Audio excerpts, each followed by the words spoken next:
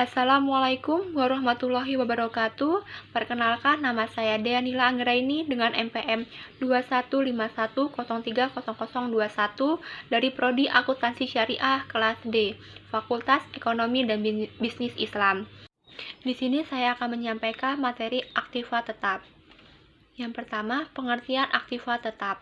Aktiva tetap adalah aktivitas atau kekayaan yang dimiliki oleh perusahaan yang sifatnya permanen dan digunakan untuk kegiatan normal perusahaan untuk jangka panjang dan mempunyai nilai yang cukup material.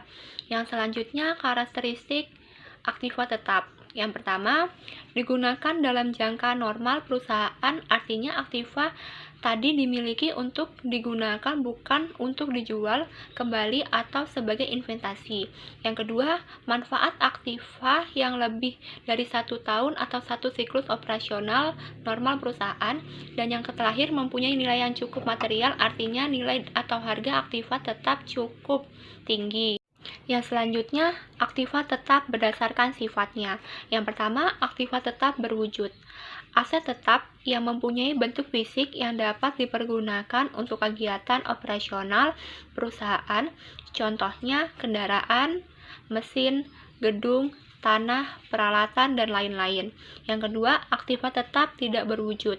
Aset tetap yang tidak mempunyai bentuk fisik yang memberikan manfaat bagi operasional perusahaan, berupa hak-hak istimewa yang diwajibkan oleh UU atas posisi yang menguntungkan bagi perusahaan.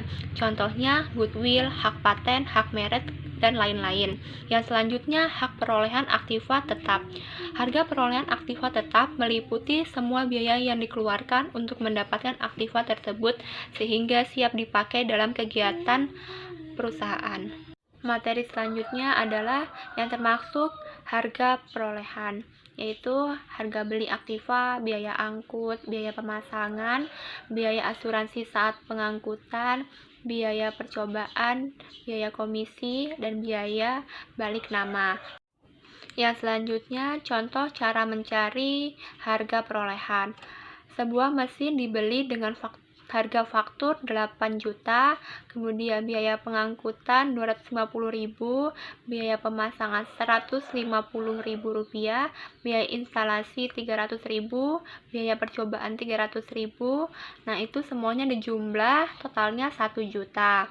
Kemudian harga perolehan atau harga pokoknya 9 juta. Cara memperoleh aktiva tetap. Yang pertama, pembelian tunai, pembelian kredit atau angsuran. Yang ketiga, menerbitkan surat berharga. Yang keempat, ditukar dengan aktiva tetap lainnya. Yang kelima, diterima sebagai hadiah. Dan yang terakhir, aset tetap dibuat sendiri. Yang pertama, pembelian tunai. Aktiva tetap yang diperoleh dari pembelian tunai dicatat dalam pembukuan dengan jumlah sebesar uang yang dikeluarkan. Jumlah uang yang dikeluarkan untuk memperoleh aktiva tetap termasuk harga yang tercantum dalam faktur dan semua biaya yang dikeluarkan agar aktiva tetap tersebut siap dipakai. Contoh soal pembelian tunai. Dibeli tunai sebuah kendaraan seharga 35 juta rupiah. Biaya balik nama, asuransi, dan lain-lain 1.500.000. Jadi, kan jumlah uang yang dikeluarkan termasuk harga yang tercantum di faktur dan semua biaya yang dikeluarkan. Jadi 35 juta rupiah ditambah 1.500.000 itu menjadi 36 juta rupiah, sehingga jurnalnya kendaraan di debit dan kasnya di kredit. Yang kedua, pembelian kredit atau angsuran. Apabila aktiva tetap diperoleh dari pembelian angsuran, maka harga perolehan aktiva tetap tidak boleh termasuk bunga. Bunga selama masa angsuran baik jelas-jelas dinyatakan atau tidak dinyatakan tersendiri harus dikeluarkan dari harga perolehan dan dibebankan sebagai biaya bunga. Cara pencatatannya adalah pembayaran setiap tahun dibuat jurnal yang mengurangi utang sebesar pokok pinjaman yang dilunasi dengan mendebit biaya bunga untuk tahun yang bersangkutan dan kreditnya kas sebesar angsuran. Contoh soal pembelian kredit atau angsuran. Pada tanggal 7 Desember 2010, PT Damai membeli kendaraan dengan harga perolehan 200 juta. Pembelian kendaraan tersebut dilakukan dengan cara mengangsur selama 5 bulan dengan uang muka 50 juta rupiah. Bunga untuk angsuran tersebut adalah sebesar 4% per bulan dari pokok pinjaman. Buatlah pencatatan pembelian aset tersebut dan pembayaran angsuran pertama. Jadi, kalau kita lihat di sini, PT Damai membeli kendaraan dengan nilai sebesar 200 juta, tapi di sini PT Damai baru membayar uang muka senilai 50 juta rupiah. Berarti masih ada sisa yang belum dibayar senilai 150 juta rupiah. 150 juta rupiah ini akan diangsur oleh PT Damai sehingga 150 juta ini akan masuk ke akun utang karena belum kita bayar. Jadi cara pembuatan jurnalnya yang pertama yaitu kendaraan bertambah di sebelah debit senilai 200 juta rupiah. Kemudian kas berkurang senilai uang muka yang kita bayar 50 juta di sebelah kredit dan utang dagang bertambah senilai 150 juta di sebelah kredit. Untuk pembuatan jurnal pembayaran angsuran pertama, kita harus melakukan perhitungan terlebih dahulu untuk menghitung besarnya. Berapa yang harus kita bayar setelah kita tambah dengan bunga. Jadi, cara mencari yang pertama, besaran angsurannya itu utang dagang kita tadi 150 juta. Kita bagi dengan 50 bulan karena mau diangsur 5 kali. Jadi 150 juta dibagi 5 itu 30 juta. Di sini bunganya dihitung 4% per bulan dari pokok pinjaman karena angsuran pertama utang kita belum berkurang sama sekali. Jadi pokok pinjamannya masih utuh 150 juta sehingga besaran bunga pada angsuran pertama 150 juta dikali 4% nilainya 6 juta sehingga yang dibayar 36 juta rupiah.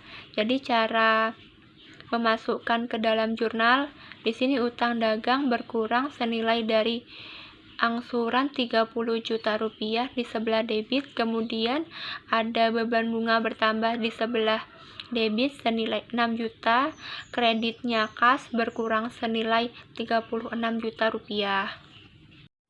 Kemudian yang ketiga, diperoleh dengan surat berharga. Aktiva tetap yang diperoleh dengan cara ditukar dengan saham atau obligasi perusahaan dicatat dalam buku besar sebesar harga pasar saham atau obligasi yang digunakan sebagai penukaran. Apabila harga pasar saham atau obligasi itu tidak diketahui, maka harga perolehan aktiva tetap ditentukan sebesar harga pasar aktiva tersebut. Contoh soal: menerbitkan saham pada tanggal 25 Mei 2021, PT Makarsari membeli sebidang tanah dengan menerbitkan 10.000 lembar saham dengan nominal Rp100.000 per lembar. Harga pasar saham tersebut Rp97.000 per lembar. Bagaimana cara pencatatannya? Jadi kita ketahui bahwa harga pasar saham tersebut di bawah harga nominal, maka PT Makarsari ini sebenarnya mengalami kerugian sehingga nanti nilainya dicatat sebagai disagio. Yang pertama, kita hitung terlebih dahulu nilai nominal saham. Rp10.000 dikali Rp100.000 hasilnya 1 miliar. Kemudian nilai pasar saham Rp10.000 dikali 97.000 hasilnya 970 juta rupiah. Kita lihat di sini kalau nominal ternyata lebih besar daripada harga pasar sehingga PT Makarsari mengalami kerugian, maka dianggap sebagai disagio. sebesar 30 juta rupiah. Kalau misalnya di sini nilai nominalnya lebih kecil daripada nilai pasar saham, maka akan timbul akibat yang merupakan keuntungan bagi perusahaan. Jadi cara pembuatan jurnalnya yaitu tanah bertambah senilai harga pasar 970 juta rupiah, kemudian ada disagio saham senilai 30 juta rupiah, di sebelah debit kreditnya yaitu modal saham bertambah senilai 1 miliar rupiah. Yang keempat, ditukar dengan aktiva tetap lainnya. Aktiva lama digunakan untuk membayar aktiva baru, baik seluruhnya atau sebagian. Gimana kekurangannya? Dibayar tunai.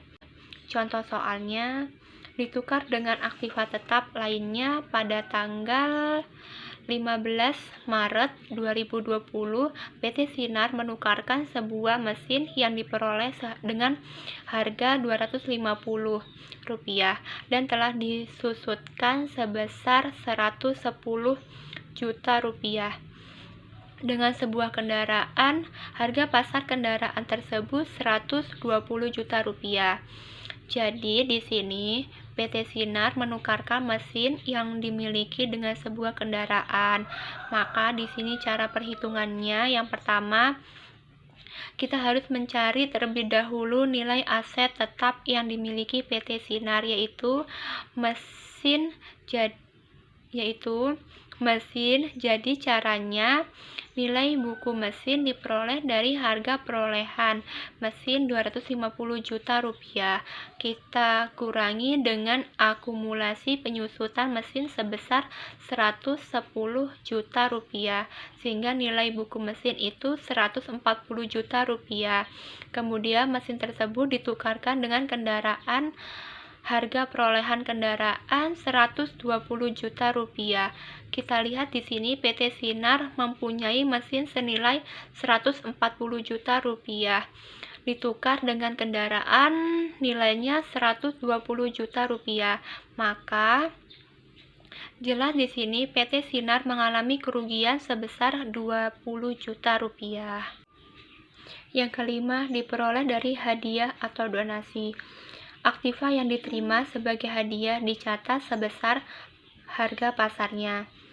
Contoh soal, diperoleh dari hadiah atau donasi diterima hadiah dari pemerintahan sebuah mesin sebesar Rp150 juta.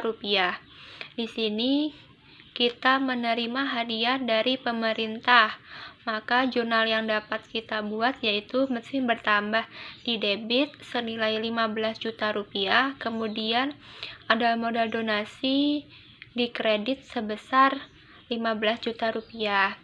Kemudian yang keenam, aktiva yang dibuat sendiri. Melalui pertimbangan tertentu, perusahaan seringkali membuat sendiri aktiva tetap yang diperlukan seperti gedung, alat, dan perabotan. Pembuatan aktiva ini biasanya dengan tujuan untuk mengisi kapasitas atau karyawan yang masih ideal. Semua biaya yang dibebankan untuk pembuatan aktiva sendiri seperti bahan upah langsung dan fotokopi overhead langsung tidak menimbulkan masalah dalam menentukan harga pokok aktiva tetap yang dibuat. Materi yang selanjutnya yaitu pengelolaan aktiva tetap. Dari macam-macam aktiva tetap, untuk tujuan akuntansi dilakukan pengelompokan sebagai berikut. A. Yang umumnya tidak terbatas seperti tanah untuk letak perusahaan, pertanian, dan peternakan. B.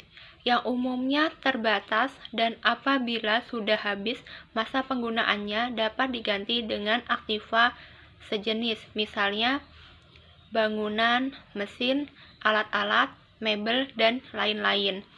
C. Yang umumnya terbatas dan apabila sudah habis masa penggunaannya tidak dapat diganti dengan aktiva sejenis, misalnya sumber-sumber alam seperti hasil tambang dan lain-lain.